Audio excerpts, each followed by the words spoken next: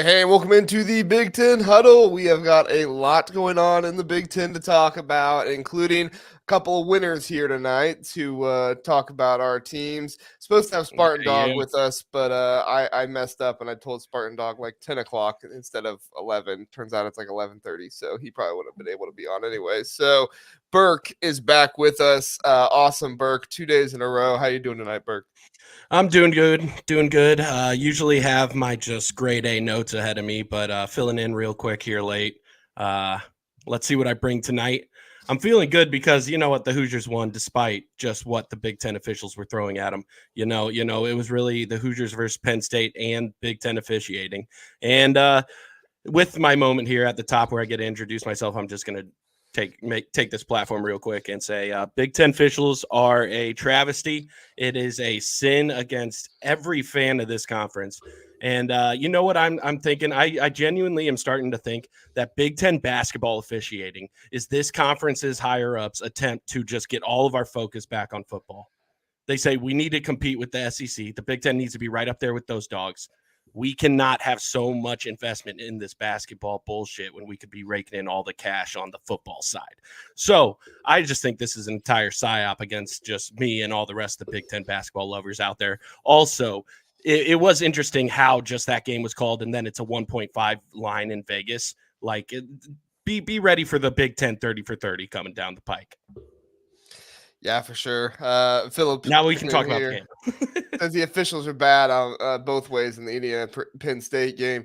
They were bad both ways. I think the call that probably is getting Burke more than anything. No, let's just be real. Indiana's pounding the paint. How do they not get a single free throw attempt in that first half? When Mackenzie and Baco went to the line for the first time. What was there, like 6 minutes left in the first half? I was like, holy crap, one of these teams is actually doing something in the paint.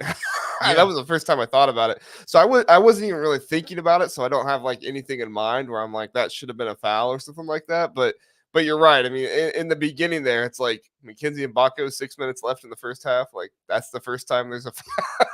But really. Whatever. Let's go ahead and go right to the game so that way we have it ready. Indiana wins, buzzer beater by Anthony Leal. Malik Renew comes in trying to make a tough shot, but man, Anthony Leal, he just makes winning plays. I don't know what it is with this kid.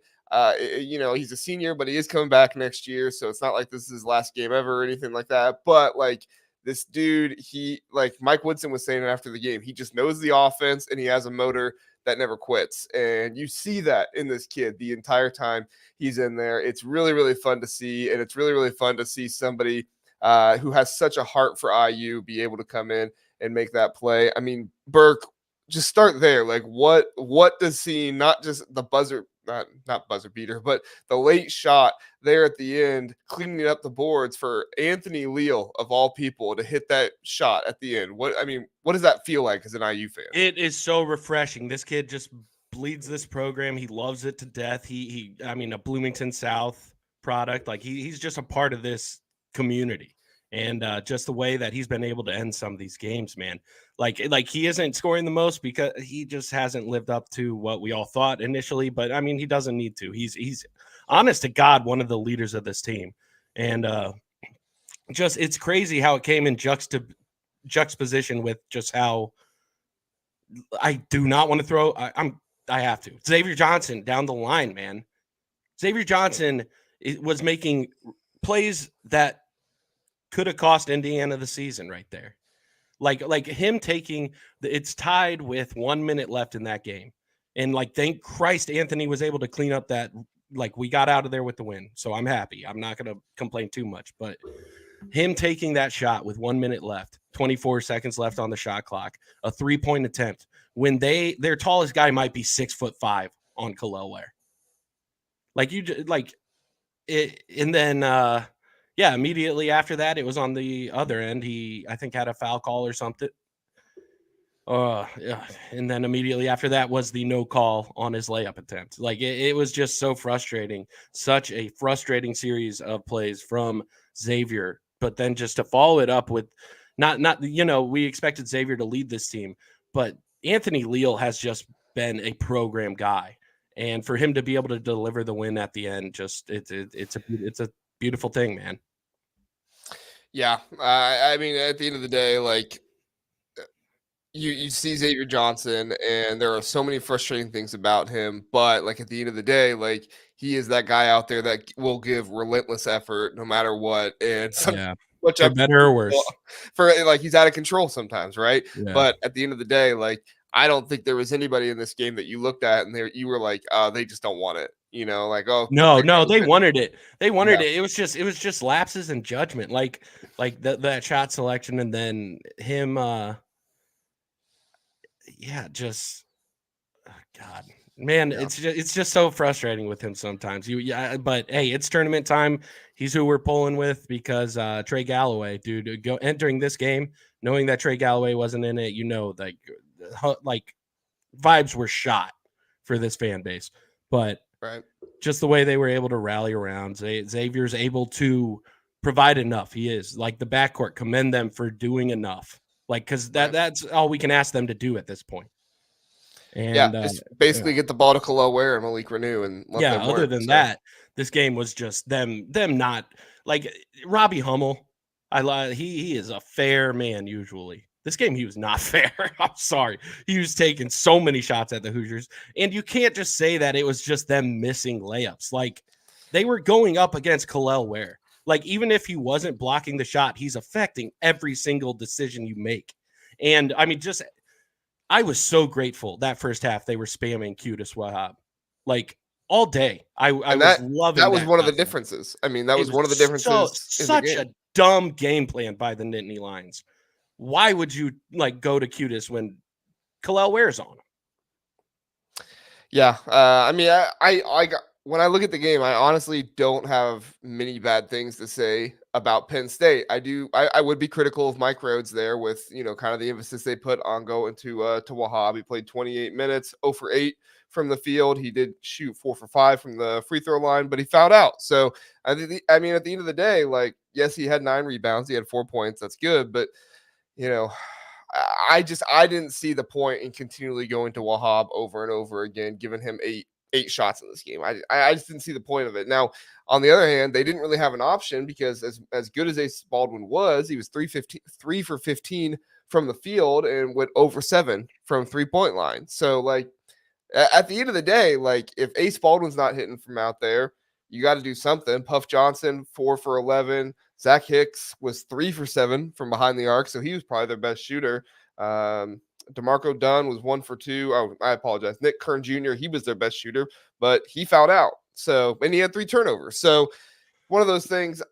I was shocked at some of the shooting woes from Penn State because they have shot so well against Indiana. But I do give Indiana credit because their defense, I felt like it was not great, but it was better this game than it has been against Penn State. It was entirely different than it's been against Penn State. You're right. Yeah. You're just 100% right about that. Right.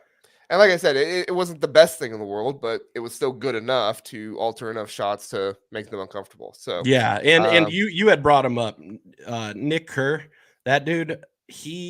I let out the hugest exhale when that dude fouled out because he is the type of dude that he is not. There's not a game where you're entering that like afraid of him, but he is the type of dude that at any moment he can trim a 9-point lead to nothing.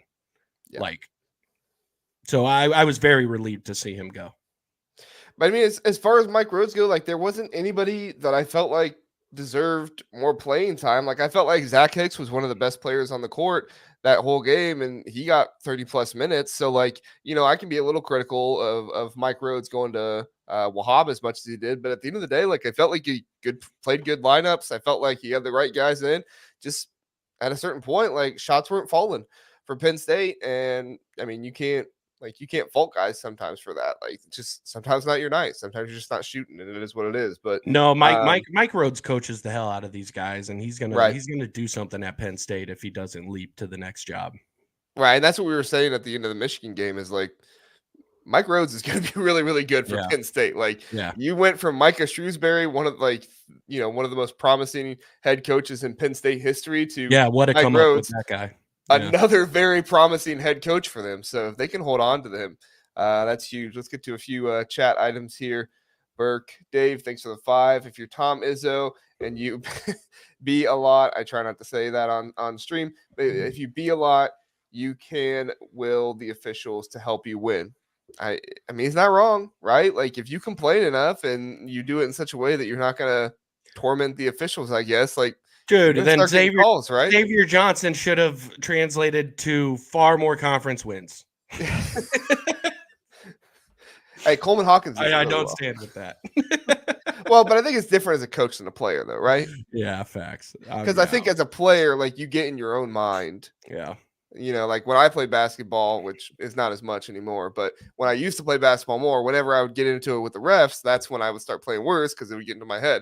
But if I just let it go and, let my coach take care of it, then, I'm not letting it get in my head as much. But, at the end of the day, sometimes that's hard to do. Philip has a question. He says, is Galloway going to play against Nebraska? Do you have any idea, Burke? I don't. I heard rumors of a torn meniscus, but man, I hope so. Yeah. I mean, without him, it's just gonna be damn near impossible to see this team doing what I want, which is winning the whole damn thing. Right. But I mean, honestly, hey, again, today the guards gave us enough. Like, if they can just give us enough, our front court can win us games. Yeah, I mean, Gabe Cupps hit 2 threes tonight. I mean, that's more than what you've gotten from him a few times. So good stuff from him. And, Anthony Leal had a plus-minus of 10. So that was really good for him. I was told that Galloway is probably out for the rest of the Big Ten tournament. I was told that there was some kind of lower body thing that's just preventing him at all from doing anything. Like, if he would have tried to warm up, I think there would have been a little bit more hope. But from what I was told, he didn't even try to warm up. He knew as soon as they got done with practice this morning that he was done, or shoot around, whatever they went to this morning. So, PSU _Mish. As a Penn State fan, we just had an off night. I do think the shooting was off, yes, and there was at least the outside shooting. But I do give credit to Kalel Ware for altering as many shots on the inside. But man, Ace Baldwin, that guy's a really, really good defender. Oh my god, dude! Oh my god, it's crazy. Winning Big Ten Defensive Player of the Year in a year where Zach Edey's in the conference, that's all you need to know. This kid's incredible. Right. And I never felt like he really got there. I was glad to see him win it because I never felt like he got the recognition because he plays for Penn State, which Penn State is a fun story this season. But for being honest, they finished 11th in the Big Ten. It's not like they're the most prestigious, season, but they've had some big wins and they've had some opportunities to do some fun things. But at the end of the day, I'm just glad he got it because I felt like he deserved it. And sometimes when your team's not doing so hot, they don't always give that to you. So yeah, he's been active all season. He's earned it. Philip says, well, Hobb doesn't get called for the foul when he went straight up late. I think Penn State pulls it out. Yeah, I'm trying to remember that one exactly. I may have been up doing something at that point, but I do remember coming back and they were talking about that. So, well, we can't that one exactly. Let's be real. Before you get into that any further, let's be real. We cannot count fouls. We cannot count fouls. You are going to lose that battle.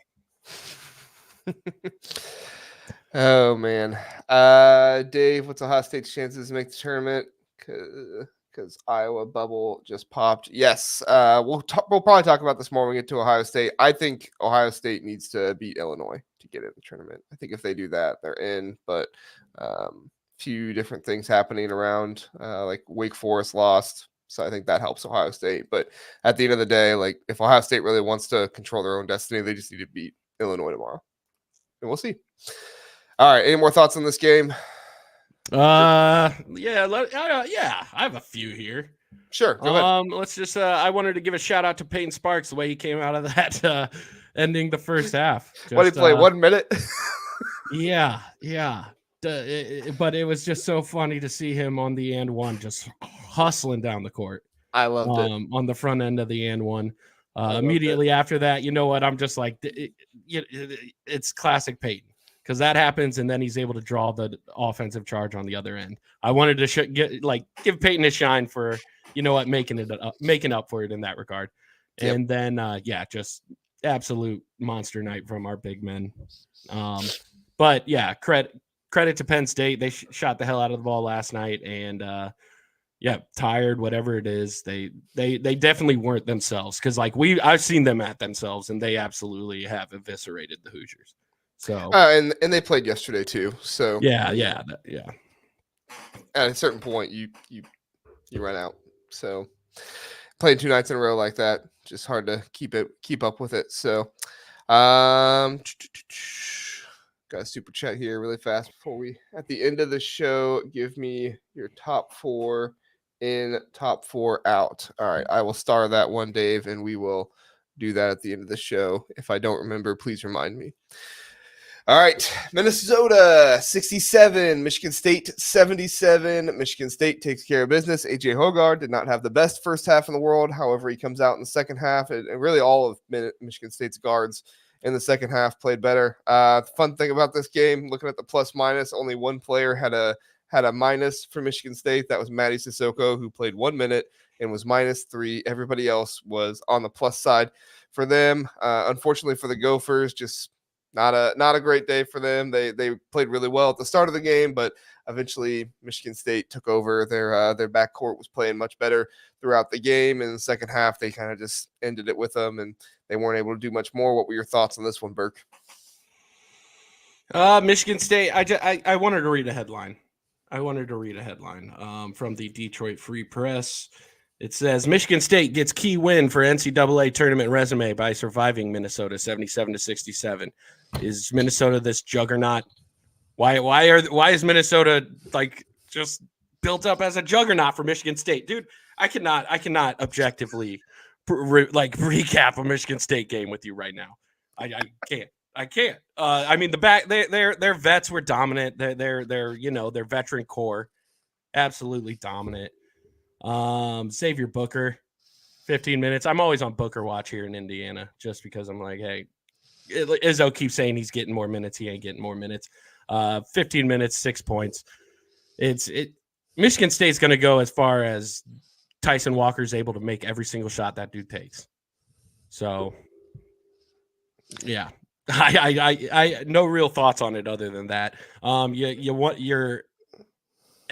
Honestly, after this game, I'm just wondering, like, what is the fallout at Minnesota? Are they going to be able to keep this season rolling into something like better, or was this a flash in the pan for Ben Johnson?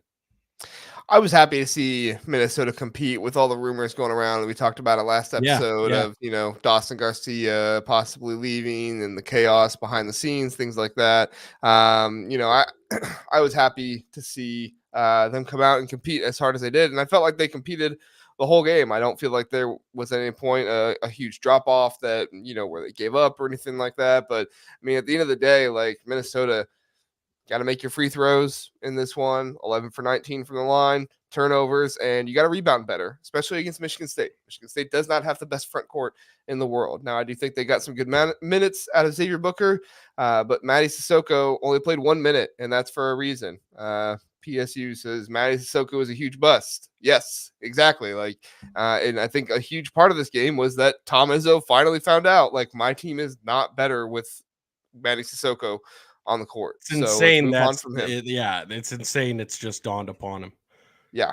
And like, at the end of the day, Carson Cooper, he's not all that much better, but he's a much better defender in my mind than Mady Sissoko is. I feel like he challenges shots better. But when your leading rebounder in this game is one of your guards, Jaden Akins, like, Minnesota should have out-rebounded Michigan State in this game. There were enough missed shots on both sides. They both shot around 50% from the field. Like, at the end of the day, I felt like Minnesota, they should have been able to win this game, and it's unfortunate because I was rooting for them. I wanted them to do it, but they didn't have the rebounding, and they needed to hit more free throws in my line. It's crazy you said they shot like near each other, because I'm just looking over this, and just the differential and fast break points. Michigan State absolutely blowing out Minnesota. You would think that the fast break point differential wouldn't be that heavy if they were shooting about the same from the floor. Yeah, no, exactly. Casual Big Ten Kent, what's up, dude? I'm here, dude. I'll recap it. Hey, send me a text if you want on. I'll send you the link for tonight. Phillips says, why did Izzo start Cooper instead of Booker or Kohler? The rumor is that Izzo is not satisfied with Booker's body yet. He doesn't think that he can withstand a full game in the Big Ten. I feel like you got to give the guy a shot, but maybe you don't do that in the NCAA tournament, which, you probably don't do that, but give him a chance at least beforehand. And Kohler just doesn't play defense enough in my mind. And at the end of the day, like, your big man, especially with this team, with the guard play that you have, your big man just needs to play some defense and do that. So where we picked last at the beginning of the show. I don't know what you mean by that, Dave. Send me another message there. Burke, going forward for Minnesota, do you think they lose players? Do you think they lose a Cam Christie? Do you think that they lose a Dawson Garcia? I mean, going forward, what are your thoughts on Minnesota? And do you think that Ben Johnson's going to be able to hold this together at all? Well, Elijah Hawkins he's done, right? I think so. Yeah. I think Dave, he just was. Dave's a Minnesota fan. He might know. Dave, if Elijah Hawkins isn't done, let us know. But I think he's done. Yeah, I think he kind of just brought this entire program together around him. Cam Christie, you have to imagine he might just follow his brother's route and bounce as soon as possible. And Dawson Garcia could go to the NBA though. Dude, I think when did his brother get drafted? What spot? I don't remember what spot. I'll look it up. I think it was later. I think it was later in it's I don't know why I feel that way. I just feel like the talent of like the young guys of this college, 35th. Yeah. Second round. So it's just like these guys in college right now. You almost are like, hey, dude, if you show any promise whatsoever, just go. They'll take you if you're 18 years old. Like, they will. Yeah. So especially with his length and everything. Like, he just has that NBA body. Yeah. He has everything. Like, even if he didn't have the skill, he has everything else that the NBA is looking for. So I could see him taking the chance. I mean, honestly, like, I could see Mbako taking it now that I'm thinking out loud. Dave said I think he means Elijah Hawkins is coming back. He's already taught that. Then Cam is staying too. So I hope we'll probably see Cam. We'll probably see Cam test the waters. I would think he'll probably like go to the NBA stuff and get like his thoughts or whatever, but going from there. Special guest we have with us, Kent. I have to go this way and take the thing off because I didn't have the three-headed monster. What's up, Kent? What's up, man? Can you hear me okay? Yeah, man. Hey, how far did we get into that inception? We were like 8 tweets deep, and then the last one that they posted up on the Jumbotron, I missed taking a picture of it, so we're gonna have to restart it again tomorrow, I think. Oh, shit. That's awesome. It was pretty fun though, man. Whoever was running that, I think enjoyed putting my tweets out there. Yeah, it was just cool to see them play along with it. Like, just play with you. What did you guys think of the games though? Yeah, man, the Michigan State game I thought was fun. Seeing them come back in the second half and going through that stuff. I'm curious, the Anthony Leal thing at the layup at the end there. Like, how loud did that place get? Were there a ton of IU fans there? What did it feel like? It wasn't that loud because it was only about, I would say, 45% full, maybe. But there were definitely more Indiana fans there. But it honestly wasn't that loud. There were times today where it was definitely louder than even when the game winner went in. Like, a lot of people had already left. Like, Minnesota fans obviously were already gone because they played earlier in the day, and then the Iowa fans left immediately after they lost. So there just wasn't that many people in there, but it was still a very exciting finish, though, I thought. Yeah, for sure. Who, what fan bases are showing up the most there right now? I mean, Iowa, when they were playing, they had a good representation. Like, during that game, obviously during the Indiana game, like I said, they had way more fans than Penn State. And then I'm trying to think, like, Wisconsin showed up pretty well today. those were the top 3 for today. But like I'm expecting tomorrow, obviously with the teams that haven't played yet, I'm expecting Purdue to be there heavy tomorrow morning Sure. against Michigan State. yeah. Like obviously it's like not that far of a trip for them. And then Illinois yeah, fans I think there'll too. be even more Indiana fans tomorrow, I think. Oh yeah. I think it was almost like a prove it moment for the Indiana fan base. Like, go out there, beat Penn State, prove it that the rule of 3 stands true. You ain't gonna beat the same team 3 times, and we'll show up for the Nebraska game, which they swept us. So rule of 3, we're getting that win tomorrow too.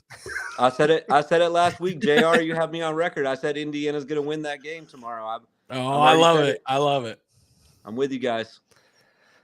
There we go. Unfortunately, my Terrapins went down because Wisconsin just decided to go unconscious from 3-point land. That's what I'm pinning it on. I'm pinning on the only reason Maryland lost is because Wisconsin just apparently knows how to, shoot 3-pointers in Minneapolis better than anybody else in the nation. But I mean, did people start clearing out of that game pretty quick, Kent? I did. That's the first game really? that I've ever been to at a Big Ten tournament. We were sitting down at lunch and there was still 5 minutes to go in the game, and we walked about 7 blocks away from the Target Center. So it's tough to stay at a game all the way through when it's 30 plus points difference or whatever you want to call it. But yeah, that was insane. I just tweeted out that I thought that was the biggest surprise for today is that Maryland kind of folded up, but really, like you said, it was because Wisconsin was unconscious from 3. Yeah, Wisconsin comes out of the half with like 18 points straight. What the heck? What was the room like? It was all Wisconsin people. Like I said, they were there. They just already cleared out. Yeah, but it was fun though because they started like kind of clearing their bench with like 14 minutes to go. There were some guys I had never seen for Wisconsin playing, like not important minutes, obviously, because the game was already over, but like early in the game, there was Wisconsin guys in the game. I was like, this is insane. If they're already in. And the funny thing was I saw as we were walking out, Northwestern's assistant coaching like team was walking out at the same time as us, and they actually went to the same bar we went to. And I was like, if they're leaving and they're done scouting, then we're definitely done watching because there's no reason for us to be here if they're not here anymore. Kent, I have to ask. So do you feel like now that you've been in the same room as Jake Diebler, like, do you feel more magical? Do you feel like there's more power inside of you? That you have been nearer to the magician, Jake Diebler? I mean, yes, definitely, for sure. Like, I feel like they need to sign him tonight, right? Like lifetime contract. Does that come in tonight, right? Probably. I would think so. No, like we talked about this last week. I expected Ohio State to win, and I felt like they had control of that game the whole time. Iowa's just not the same team that they were at the beginning of the year. I feel like they've kind of just lost what their identity is, and they can't get stops at all. And Ohio State just got whatever they wanted against them. It was crazy. Yeah, I mean, it's been interesting for Iowa. Like they had a pretty good start to the year. Then they lost to Michigan, and then trying to remember the rest. And then they had that 3-game losing streak, which ended with Michigan, and then they kind of got a little bit more hot at the end of the year, losing to only Illinois, but beating Northwestern, Penn State, a few teams like that. Like, and they kind of had some tournament hopes. And then, I mean, when we talked about it, when we did the predictions, like this was the tournament hope game. This was which one of these teams is going to keep their hope alive for the NCAA tournament. I think all Iowa needed to do was win this game and they get in the tournament. But Ohio State, they need to beat Illinois in order to get in my mind. So I'm sure the Buckeyes were probably playing with a little bit more fire in that way. Were any other Iowa players crying other than Peyton Sandfort? I saw Peyton Sandfort crying pretty bad after the game. I felt kind of bad for him. I couldn't see that far. I mean, we were in the lower bowl, but we were in the third to last row up there, so I didn't even know he was crying. So that's news to me. Not surprising though. I'm not surprised by that news at all. Well, and I was almost wondering, like, is he going to the NBA? Like, was he crying because he knows, like, oh, that was my last, chance to, I mean, not like chance overall, but like, that was my last game in the Big Ten tournament, stuff like that. Like, I don't know. Like, he was popping up on draft boards for a little while there. Yeah, we just looked up a draft board yesterday while we were in the stadium, and he was like, what was he, like the 5th ranked Big Ten player? Like on that draft board, Peyton Sanford. And I was shocked by that because Wow. there was a couple other guys that like he was higher than like, and they weren't even on either round. Like I don't think AJ Storr was on the board that we were looking at, or who else was the other? I can't remember who the other guy I was saying that's better than him. But yeah, I was surprised that he's even on that. You're right, dude. That shocked me as well. Yeah, I Because he mean, does not look ready right now to no. me. I think if they draft him, they draft him off potential, the ability to shoot and kind of create his own shot and stuff like that. And, probably throw him in the G League for a year or two and see if he can make it back up. So, Yeah. I think if he does go, that is just such a crime to the Big Ten, man. He owes us that year of his full-fledged talent villainy. Like he owes us that. I think you got it this year. I think you Yeah. got his full. We got it at the end. He really put it on at the end, but Dave says he could never feel bad for a Hawkeye. I understand, Dave. I understand. Even Caitlin Clark, you couldn't feel bad for Caitlin Clark. No. Anything else at the tournament that you saw today, Kent? You wanna touch on? I'm sure you're excited to see all the Purdue fans there tomorrow and the Illinois fans, and have a good time with them, and maybe you'll see your Nebraska friends there. Yeah, I'm hoping so. It's weird because, like I said, I'm in the Nebraska section.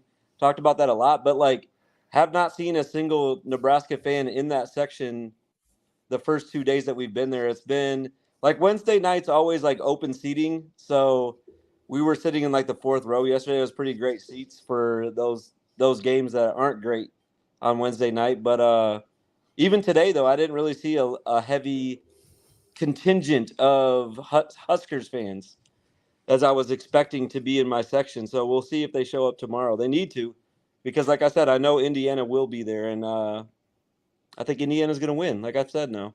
Huskers fans, they're good working class people. They're gonna, they got work today. They'll show up on game day. They'll be there.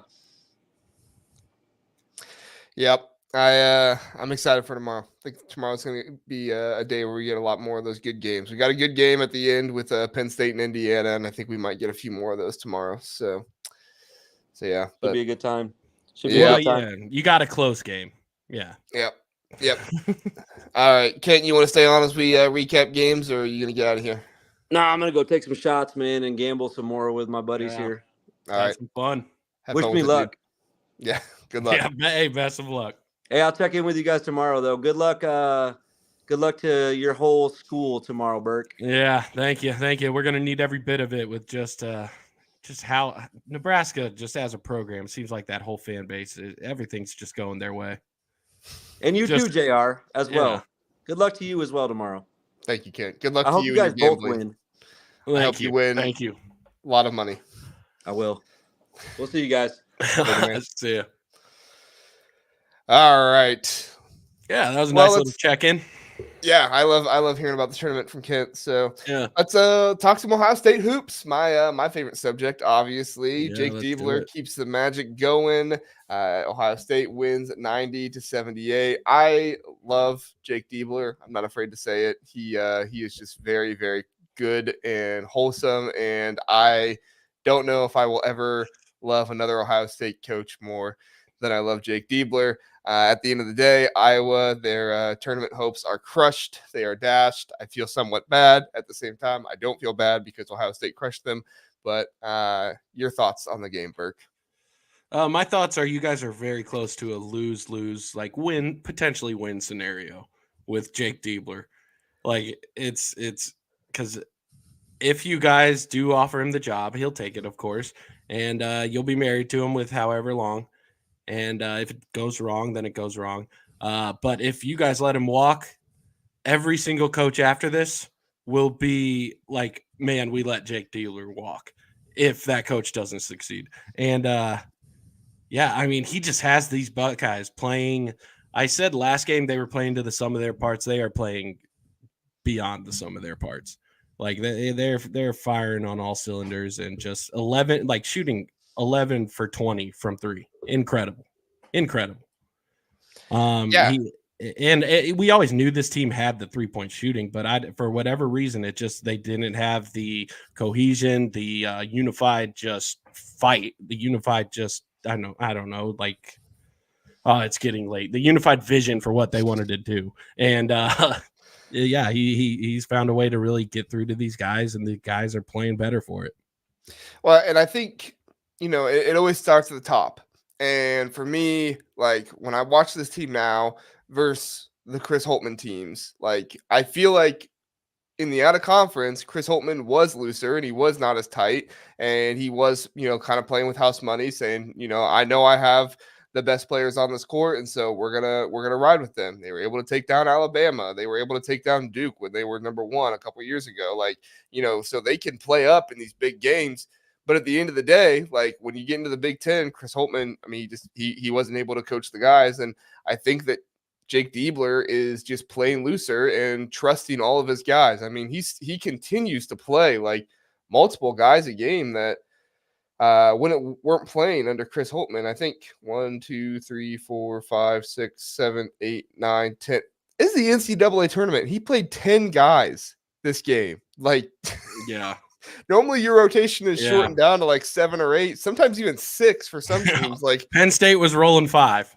Right. Like, Tayson Chapman, a freshman, is getting 3 minutes in this game. Zed Key, like I know he got in foul trouble, but like he had only 11 minutes in this game, and they were giving more minutes to Devin Royal. Devin Royal, freshman, played 17 minutes in the NCAA Big Ten tournament here. Like, that's just wild. But at the end of the day, like I can't fault him for it because Zed Key was -6 and Devin Royal was +5. So like I know plus minus isn't everything, but if you watch them play, I think generally everybody would agree that Devin Royal was the better player tonight than Zed Key was. Dude, and it's the situation that Diebler finds himself in that allows him to do that. He doesn't have to make these guys happy. He doesn't have to worry about because what he is doing is coaching for the next job. Ohio State cannot offer him, right? Do you really think? Offer him the head coaching job? Yeah. This is Ohio State, man. I think the only reason I think they will, and I'm not saying they should, but the only reason I think they will is because their only other options are Dusty May and Sean Miller, from what I'm being told. And there are boosters that are saying, like, over my dead body, we'll never hire Sean Miller. And then there are other boosters who are saying, we're not going to hire Dusty May, who's just going to leave us for Indiana next year. Lamont Paris got extended at South Carolina, so he's off the table now. That's not happening. Yeah. Greg McDermott told Ohio State no. Like Ohio State went to him, told him they want him. I don't think they made an official offer, but they definitely told him that they were interested, and he told Ohio State no. So like at the end of the day, when the boosters get into it, they're saying, look, this guy 6-1 right now, took down Purdue, went to the Breslin Center, took down Michigan State, and I think they honestly look at him and they're saying he can be the one. Plus, he does have Buckeye DNA with his brother, John Diebler, who I think leading three-point something all time for Ohio State. I can't remember off the top of my head. But, Buckeye DNA and him, he's very well known in Ohio high school basketball, all that stuff. Like, I mean, he's very well known in the state of Ohio, and he's been a long-time assistant with Ohio State. He doesn't have the prestige that Ryan Day had when he was hired at Ohio State, but Ohio State, like if they feel like they have the right guy as an assistant coach, they're not afraid to hire them and make them the guy if they feel like they have the right one. So again, doesn't have the prestige Ryan Day had when he was hired, and obviously different situation getting fired than, Urban Meyer stepping down and going away, but it would not surprise me if Jake Diebler is the next head coach for Ohio State after the season. All right. So, I like the explanation. I like the reasoning. We will see. PSU Mitch is talking to Michael Hawk here. He says if he's a good recruiter, talking about Jake Diebler, then they would be way more consideration for him to be the head coach of Ohio State. That's one thing about Jake Diebler that not a lot of people realize is that Jake Diebler recruited more of these players than Chris Holtmann did. That's usually how it's going to work. Yeah, like Chris Holtmann got a lot of credit for the recruiting battles that he was able to win, but I don't want to say too much, but Jake Diebler got Devin Royal to Ohio State instead of Michigan State. It He wasn't was, Chris Holtman. yeah, he was the lieutenant assigned to that recruit. Like the Yeah. general's going to assign his lieutenants to their job. Right. I mean, Jake Diebler is very close to Bruce Thornton. He is very close to Devin Royal. He is very close to Roddy Gale. I mean, there are guys on this team that are staples. Like Chris Holtman went out and got Jamison Battle, which is very good. He's a very good transfer, and that was, a good addition by him. But he does not have the relationships with some of these players that Jake Diebler does, because Jake Diebler is the one doing most of the recruiting. Mhm. So now, how does that look different as a head coach? Obviously, you can't recruit the same way as a head coach that you were as an assistant coach. So, that needs to be divvied out. But at the end of the day, like, people at Ohio State believe in Jake Diebler's recruiting. So, other parts of the game, I mean, at the end of the day, like Iowa, they weren't able to hit as many shots in this game, which was kind of striking to me. 8 for 21 from the 3-point line, 26 for 62 overall. I mean, I would have thought, Iowa would have came in here shooting nearly 50%. It was Ohio State that shot over 50% from three, over 50% in the game. I mean, Burke, when you looked at this game, like, was it Ohio State just doing something special on defense? Do you feel like Iowa was just in a funk? Like, what do you attribute the poor shooting by Iowa to in this game? I don't know, man. This entire season, this Iowa team has felt like a diet Iowa team. Like even Fran just toned down on the season. I don't know what's been up with him. Like, yeah, it just does seem like a dialed back Iowa team. Whatever Peyton Sandford future is, he's just been absolutely incredible down the line, and they have so many nice pieces that they can find success, but it is so heavily, everything in Fran's offense is so heavily relying on that 3-point. And when you're going shot for shot with the Buckeyes and they're going be above 50% from beyond, like, good luck. I mean, it wasn't Wisconsin, unconscious level. Definitely wasn't there. But what did Wisconsin shoot today? I forgot to look at their percentage. Wisconsin shot 64% from 3 points. Oh my gosh. Yeah, they blew it. They did it all. That's all of your shooting. Yeah. So Ohio State didn't do that, but at the end of the day, like, I made the comment to my wife when I was watching the game during halftime. I said Jamison Battle has shot the ball once and has 0 points, and Ohio State is up by 5. Like, I think Ohio State's going to win this game because one of Ohio State's best scorers, best players, is not even playing all that well right now. Once he gets going, like, that's going to really change the game. And it did, because Jamison Battle scored 23 points in the second half and proved to be the difference that put him away. So shot 2 3-pointers with 6 for 12 in the second half, 50%. So 9 rebounds as well. Love to see it from Jamison Battle. So I know it's hard for you, Dave. Dave's saying boo Battle. I'm sorry. I do kind of feel bad for Minnesota, though, because sometimes I do think what Minnesota would have been this season if Jamison Battle was on their team. But that's the world we live in nowadays. Philip says Iowa goes from years of Garza to Murray twins that now drop off this year. That's true. And we were saying that at the beginning of the season in our big banter preseason episode. Like, that was the thing we kept saying, is who is going to come in and be the Garza, who's going to come in and be the Murray, who's going to come in and be that scorer.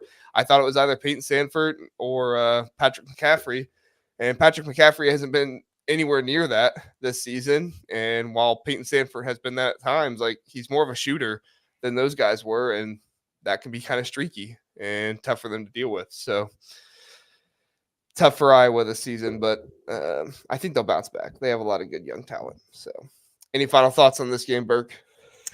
No, just on that, man. I was hoping that it was going to be just the Sandford brothers. I really thought that Price might just show up and take over, but didn't happen. Nope. How many points did Price have in this game? Oh, Price. Let me see. 0, it says. He played 4 minutes. 4 minutes. Yeah. There was not a single Iowa player that was in the plus. Trust me, by the time that kid's a senior, we'll all know and hate him. So yes. Probably so. Owen Freeman had the highest plus minus at 0 in this game, and he played 23 minutes. So, all right, let's move on to Wisconsin, Maryland.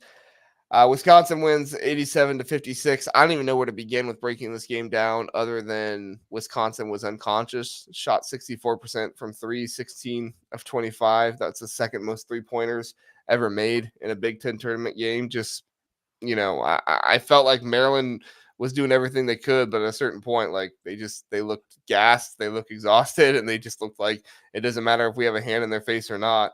They're gonna make these shots. So I was counting earlier today: 1, 2, 3, 4, 5, 6, 7, 8. I want to know what the record is for the most players on your team to make a three-pointer in the Big Ten tournament, because 8 players on Wisconsin made at least one three-pointer, which is just absolutely That's crazy. got to be up there. That's got to be up there. That's what I'm thinking too. That Gilmore hitting that 3 late, that put him up there a little bit. But Burke, your thoughts on the game? My thoughts, Maryland showed up flat. It was crazy. That first half, you can't follow up that first half with an 18-0 run like you did. It's a wrap at that point on Jameer Young's season.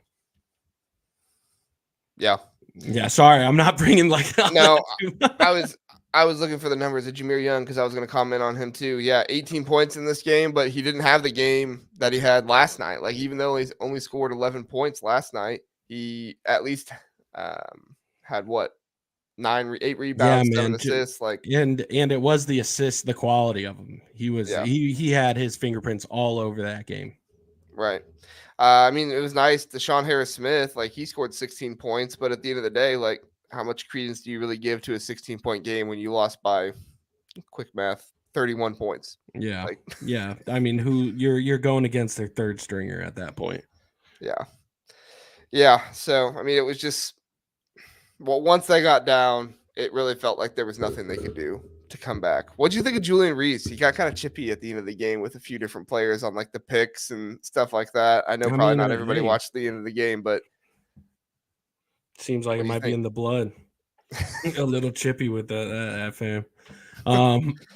No, Julian Reese, ultimately, he's going to be second fiddle. It's going to be the Derek Queen show. I know how fan bases work. They are going to give Derek Queen so much attention.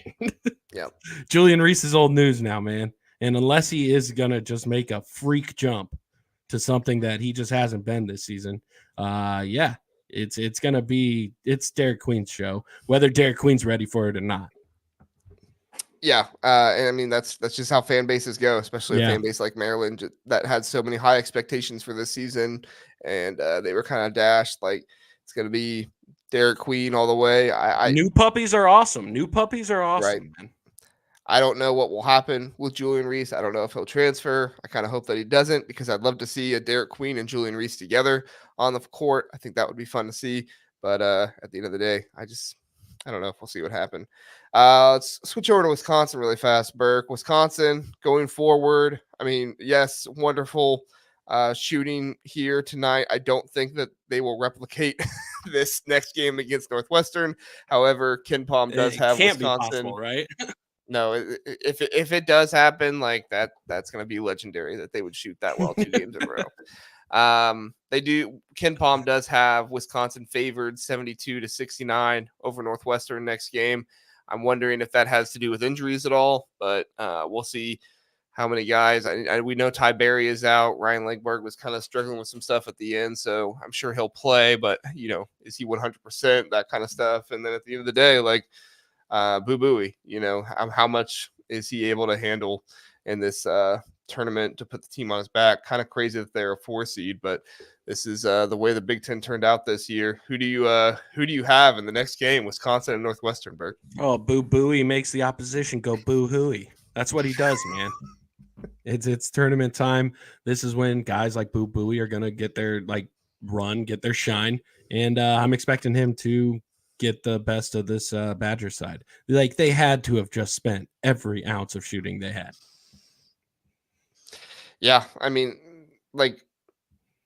maybe they just have something with the hoops in this one. Like maybe there's something like they're going to come out, but there's no way they can shoot the same way that they did. We'll see if they can come out and, shoot at a top tier clip again. But at the end of the day, like there's no way they can come out and shoot the way that they did. And if Boo Booey gets down the lane enough, he should be able to take control of this game and get to the foul line. And I think that'll actually slow Wisconsin down enough and kind of interrupt some of their gameplay.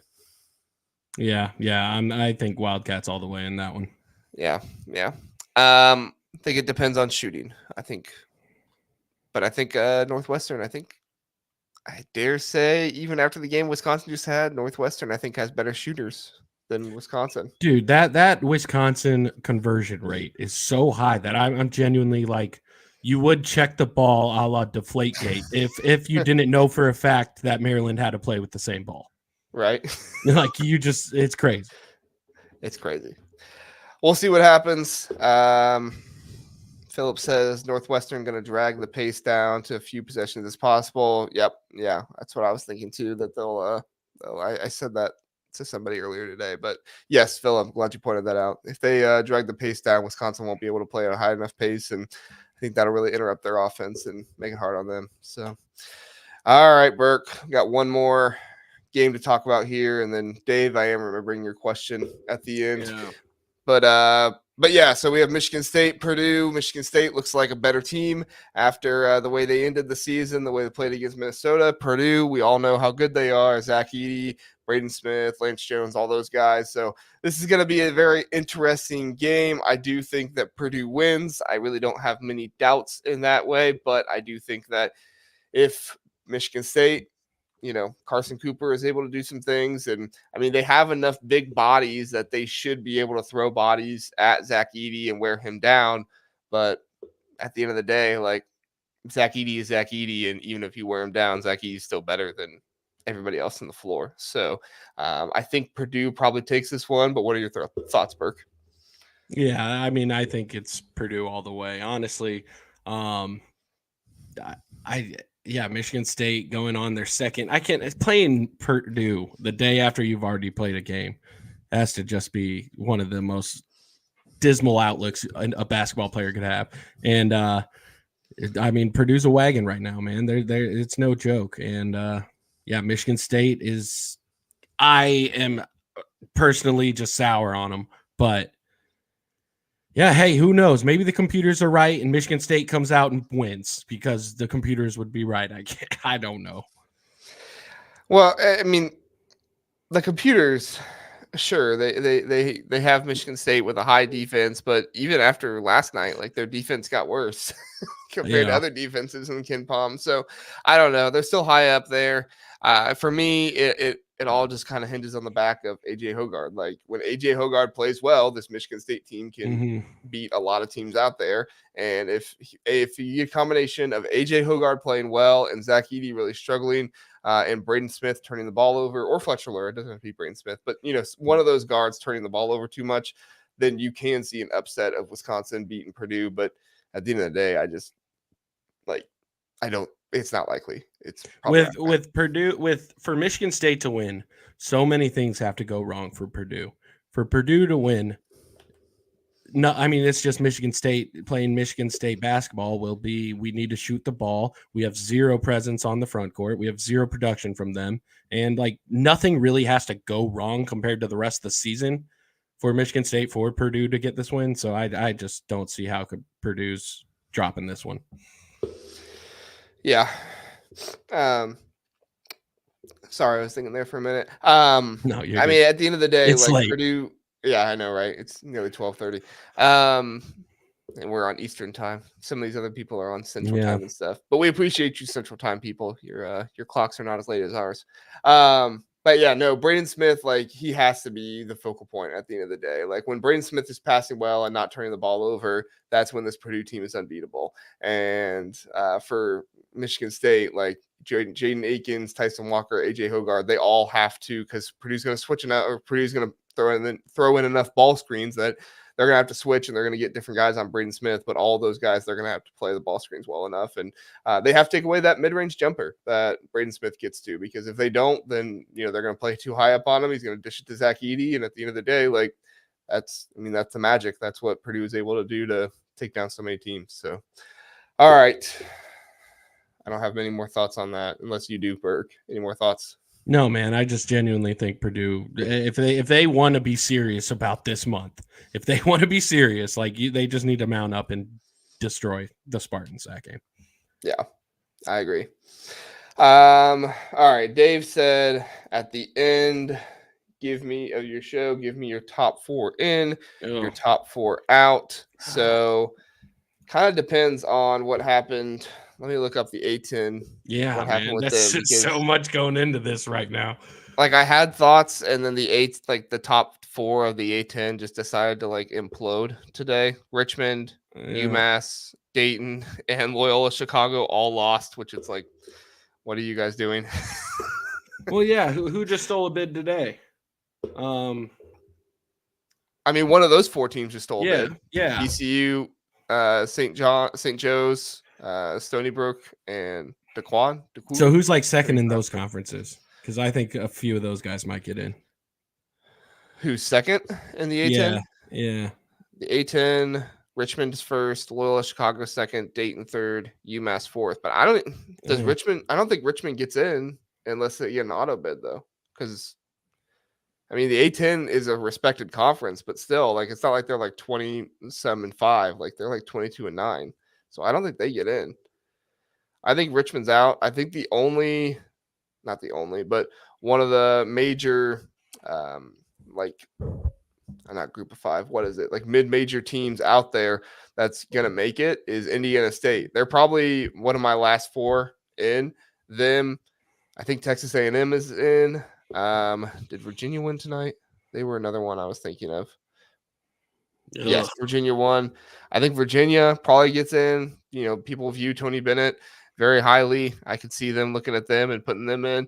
And Pitt might have helped themselves out a whole lot by beating Wake Forest tonight. So I could see Pitt getting in as well. I don't know if they're one of the last 4 in. I don't know, what that is exactly, but that's they were kind of a bubble team the way I was looking at it. So I could think they get in, but I could easily switch one of those out if Ohio State wins tomorrow and beats Illinois. Hey, I like the list. I'm going to make one switch. Okay. One switch. We're going to come out tomorrow. We're going to get a nice 15-point win. We are. We're going to really take it to the Huskers. After that, we're going to get a nice 10-point win on Illinois. And then you know what? Yeah. Purdue will flip a coin. Actually, no, we won't. Again, law of the universe. We already played them twice. They whooped our butts twice. Third game is definitely ours. So actually, yeah, we wouldn't even be a last 4 in. We're an automatic qualifier. Never mind. I have nothing to give to this segment. Do you think if Indiana loses that title game, we're in? Yeah. How many more games do you think Indiana needs to win to get in? Do they just need to beat Nebraska, or do they need to beat the winner of Ohio State, Illinois? How well do they have to do? I think they need to win the title. I do. Really? They need to win the title or lose to Purdue by 6 in the final. Wow. Genuinely. Or, if we go to the final and then just get spanked by on average this season, we have 20 points by them. That just is going to spell death for us. Yeah. So yeah, it's pretty much a must win, or keep it to within 6 in the championship. So damn near must win the whole thing. I don't know. This projection I'm looking at right now says that Richmond will get in and Dayton will both get in. And who was the other A10 team? Where's Oklahoma on that? What's happening to Oklahoma? They started out good. I don't see them on here. Oh, shit. Maybe they're not on at all. Yeah, I don't see them at all. But sometimes they use weird logos, so I might just be tripping. But, oh, no, I do. 9 seed. Oh, yeah, they're using the Sooner cart logo on here. I've never Terrible. seen that. Yeah, they have Oklahoma as a 9 seed right now. They have Northwestern as an 8 seed. But I don't think this is updated from the games tonight. So we'll see if that changes anything huge. But yeah. So my first 4 out. What happened to New Mexico tonight? They were one of my ones that I was looking for tonight, and I just didn't catch what happened to them. Mountain West. Well, for sure, Iowa, right? Oh, no, that's right. New Mexico is still playing Boise State right now. So I think if New Mexico loses to Boise State, I think they're one of the first 4 out. I think if they beat Boise State, they're still alive to make it in. I think Villanova is out. I think that Colorado is out. And then Wake Forest is probably my other first 4 out, just because Wake Forest did lose to Pitt tonight. And I think Pitt kind of took their spot there. Hey, funny trivia about Wake Forest. Did you know that I could not think of another school? There very well maybe one, but I could not think of another school that the name of the university is a location, but that school has moved to another city as its location. Like, I just couldn't think of any. Just interesting tidbit on our way out of here on the Big Ten Huddle. I appreciate that, Burke. You're very welcome, man. Burke, I appreciate a lot of things about you, because I texted you at nearly 11 o'clock tonight and said, hey, I just had somebody jump out of the Big Ten Huddle. Can you come on tonight? And you were like, let's do it, man. I'm like, you're going to get one of 2 very different Burks. Like, dude, here's hoping we got the one we saw tonight. So, hey, at the end of the day, I was just glad to see a fun IU Penn State game and have some drama there at the end to talk about. So, all right, Burke. I don't know if we'll see you again, but I gotta check the comments really fast, make sure nobody else. Philip says Pitt and Virginia miss. I think ACC is a 3-bid league. Wow, that would be crazy if the ACC is a 3-bid league. Michael. A10 is a train wreck, JR. Yes, they are a train wreck right now. That thing I was looking at just had 2 A10 teams in there. I'm not saying they don't deserve it. I don't know if that would actually happen, but it's crazy. It's crazy the way the A10 is right now. Andrew says IU by 15. I don't know if he's That's what I said the next game. Let's go. He's probably making fun of me, but hey, that's how we're building the resume. We're doing it right here. If they win by 15, I need a video from you gloating for the Big Ten Huddle tomorrow. Called it. Yeah. Vegas and Big Ten officiating couldn't get to us on this day. I love it. I don't think there's any more comments in here to. Oh, Philip says Indiana loses to Nebraska tomorrow by 15. Hey, I mean, dude, they whooped us this season. They did. But I mean, hey, you know the rule of 3, man. It's water is wet and you can't beat a team 3 times. It's just facts of the universe. Indiana loses to Nebraska tomorrow by 15. Not if Anthony Leal has anything to say about it. No, you're damn right. You're damn right. That's funny. All right. Hey, everybody. Thanks for coming on. We've been listening to us babble on at 12:30 at night about the random things that are popping up in our mind. We appreciate it. I will be back here again tomorrow night with you at who knows whenever that last game ends. I think Russ from Boiler Express is going to be here. I might have one of the Java men with me. We'll see. But we're going to have a good time tomorrow night. At the very least, Russ will be here. He told me he's coming on. So we'll have a good time with that. Burke, you have any more thoughts or want to talk about your show really fast? No. You can always rely on a Hoosier, man. So if you ever need me, just reach out. I'll be here. And you know what? These Hoosiers are rolling. I'm excited to see what happens. This Husker team, this is a level of Husker team this program hasn't seen. So it should be fun to really upset that crowd tomorrow. I'm here for it, Burke. You send me all the messages. I'll be reading your tweets tomorrow if that starts happening. Are they the late game again tomorrow night? Yep. Oh man. Yeah. That's the way that works out. Like they should make them in the middle somewhere. I don't know. I'm probably babbling at this point. Thanks everybody for coming in and listening. Thank you, Burke, for being here. Appreciate it. Have a good night. No, thank you.